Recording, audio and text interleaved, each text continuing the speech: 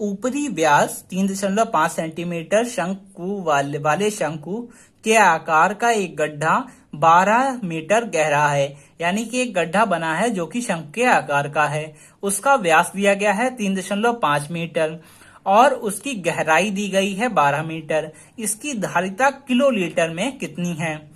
तो सबसे पहले हम इसकी धारिता अर्थात आयतन ज्ञात करते हैं। धारिता और आयतन एक ही चीज होती है। तो आयतन ज्ञात करने के पश्चात में हम इसको देखेंगे कि किलोलीटर में इसको किस तरह से कन्वर्ट करना है।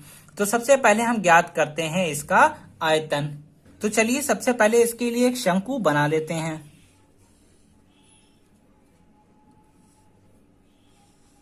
ये शंकु हमारा बन गया इस तरह से। अब इसके पश्चात में इसका व्यास दिया गया है, यानी कि दोनों कोनों के बीच की दूरी वो दी गई है 3.5 मीटर। और उसके बाद में क्या दिया गया है? उसके बाद में गड्ढा कितना गहरा है, गहराई दी गई है 12 मीटर। अब आप इसको देख के समझ गए होंगे कि इस शंकु के लिए गहराई का मतलब है इसकी ऊंचाई। ऊंचाई क्यों? क्योंकि मान लीजिए ये हमारी जमीन है और उसमें इस तरह से ये गड्ढा बना हुआ है। अगर आप इसको एक गड्ढे की तरह ना देख करके एक शंकु की तरह देखेंगे तो आपको समझ में आ जाएगा ये गहराई वास्तव में शंकु के लिए ऊंचाई का काम कर रही है। और ये 3.5 मीटर का जो व्यास है इसको आधी करके हम त्रिज्या निकाल लेंगे। तो इस सवाल को देखने के बाद में आपको दो बातें क्लियर हो गई होंगी। कौन कौन सी दो बातें? एक तो h का मान हमें दिया गया है 12 मीटर और दूसरा दिया गया है d यानी कि व्यास का मान 3.5 मीटर। d से हम r निकालेंगे क्योंकि r त्रिज्या होती है और वो व्यास की आधी हो जाएगी। तो 3.5 बटे 2 मीटर ये हमारी त्रिज्या निकल आई। अब हमें क्या ज्ञात करना है? इसकी धारिता। तो धारिता अर्थात आयतन बराबर 1/3 पाई r स्क्वायर h। हम जानते हैं कि इसके आयतन का यही सूत्र होता है। तो चलिए रख देते हैं सभी मानों को। 1/3 गुणे पाई का मान 22/7 गुणे r का मान आ गया 3.5/2 का होल स्क्वायर गुणे और h का मान दिया गया है 12। तो सबसे पहले 3 से ये 12 काट देंगे, 3 चक्कू 12, 4 आ जाएगा। ये एक यहाँ पे नहीं होगा। फिर उसके पश्चात में हम इसको आगे हल करते हैं। 22/7 गुणे 3.5/2 गुणे 3.5/2 गुणे 4। अब यहाँ पे आपको स्क्रीन में दिख नहीं रहा होगा तो चलिए इसको थोड़ा सा ऊपर कर लेते हैं। अब इसके आगे हल करते हैं। तो 2 से ये 4 पूरी तरीके से कट जाएगा, 2 दूनी 4, 2 दूनी 4 और पूरा ये कैंसिल हो गया।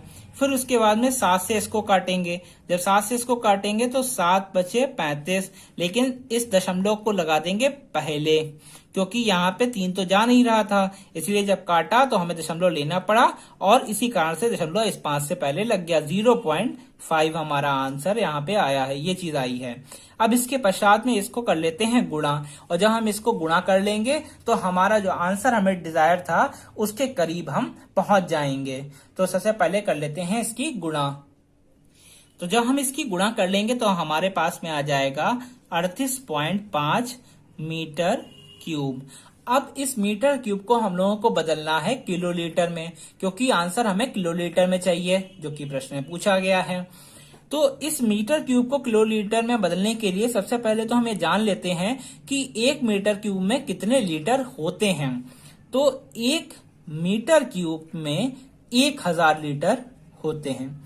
1 मीटर क्यूब का मान होता है 1000 लीटर। तो सबसे पहले तो हम इस मीटर क्यूब को लीटर में चेंज करेंगे और लीटर में चेंज करने के लिए हम यहाँ पे 1000 से गुणा कर देंगे।